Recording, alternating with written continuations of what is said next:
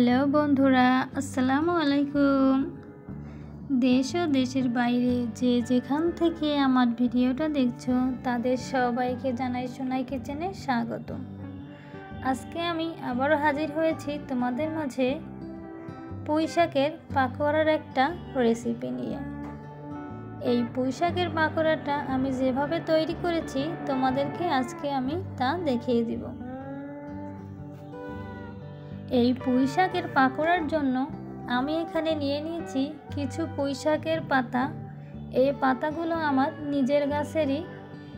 নিয়ে নিয়েছি মসুরির ডাল। মসুরির ডালটাকে আমি 30 মিনিট পানিতে ভিজিয়ে নিয়ে নিয়েছি। এখন এগুলোকে আমি শিলনোড়ায় বেটে নিব। আর পুঁই শাকের পাতাগুলোকে আমি কুচি কুচি করে কেটে নিব। পুঁই শাকের পাতাগুলোকে আমি কুচি কুচি করে নিয়ে চলে এসেছি।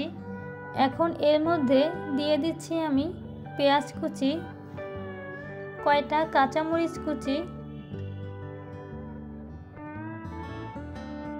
দিয়ে দিচ্ছি 1 চামচ জিরা আর রসুন বাটা একসাথে, দিয়ে দিচ্ছি 1/2 চামচ আদা বাটা, দিয়ে দিচ্ছি মসুরির ডাল বাটা। আমি মসুরির ডালটাকে পাটায় বেটে নিয়েছি, তোমরা চাইলে ব্লেন্ডও করে নিতে পারো। এখন এর মধ্যে দিয়ে দিচ্ছি 1/2 চামচেরও একটু কম হলুদ গুঁড়ো, 1/2 চামচ মরিচ গুঁড়ো, 1/2 চামচ ধনিয়ার গুঁড়ো। ঝালের পরিমাণটা তোমরা তোমাদের পছন্দ অনুযায়ী বাড়িয়ে কমিয়ে দিতে পারো। দিয়ে দিচ্ছি পরিমাণ অনুযায়ী লবণ। এখন সব উপকরণগুলোকে আমি হাত দিয়ে খুব ভালোভাবে মাখিয়ে নিব। যতক্ষণ না একটা সফট ভাব চলে আসবে ততক্ষণ আমি এইগুলোকে মাখাতে থাকব।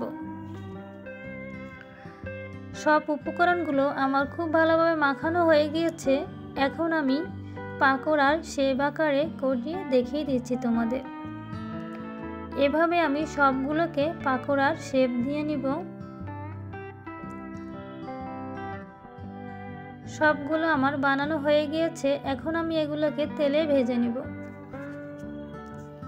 চুলাতে আমি একটা প্যান বসিয়ে দিয়েছি আর এর মধ্যে আমি দিয়ে দিয়েছি কিছুটা পরিমাণ সয়াবিন তেল। এই পাকোড়াটা ভাজতে খুব বেশি তেলের প্রয়োজন হয় না, অল্প তেলেই মুচমুচে পারফেক্ট পাকোড়া হয়ে যায়। তেলটা আমার গরম হয়ে গিয়েছে। এখন আমি একটা একটা করে সব পাকোড়াগুলোকে সাবধানভাবে দিয়ে দিচ্ছি। তোমরা যারা আমার ভিডিওটা দেখছো এখনও একটা লাইক দাও নাই, প্লিজ একটা লাইক দিয়ে আমার সম্পূর্ণ ভিডিওটা দেখে নিবে। ভিডিওটাকে স্কিপ না করে সম্পূর্ণ ভিডিওটা দেখার অনুরোধ রইল। পাকোড়ার আমার এক সাইড হয়ে গিয়েছে।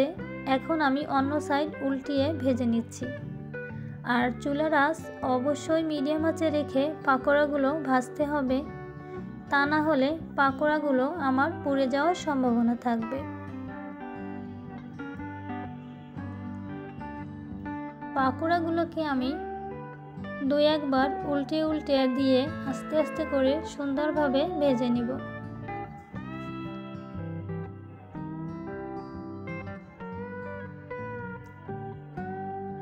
পাকোড়াগুলো আমার তৈরি করা হয়ে গিয়েছে। এখন আমি উঠিয়ে নিচ্ছি। এই পাকোড়াগুলো তৈরি করতেও খুব বেশি সময় লাগে না। তোমরা বন্ধুরা বাড়িতে এভাবে পুঁই শাকের পাকোড়া করে খেতে পারো ঘরে থাকা উপকরণ দিয়ে। আমার ভিডিওটা তোমাদের কাছে ভালো লেগে থাকলে লাইক করবে, কমেন্ট করবে। তোমার একটা কমেন্ট আমাকে আরও নতুন নতুন রেসিপি বানাতে সাহায্য করে। আমার ভিডিওটা যদি ভালো লেগে থাকে তাহলে প্রিয়জনদের কাছে শেয়ার করে দিবে। আমার চ্যানেলে নতুন বন্ধু হয়ে থাকলে প্লিজ চ্যানেলটাকে সাবস্ক্রাইব করে বেল আইকন ক্লিক করে রাখবেন। তাতে করে আমার ভিডিও সবার আগে তোমাদের কাছে পৌঁছে যাবে। আবারও হাজির হয়ে যাব নতুন কোনো রেসিপি নিয়ে। আল্লাহ হাফেজ।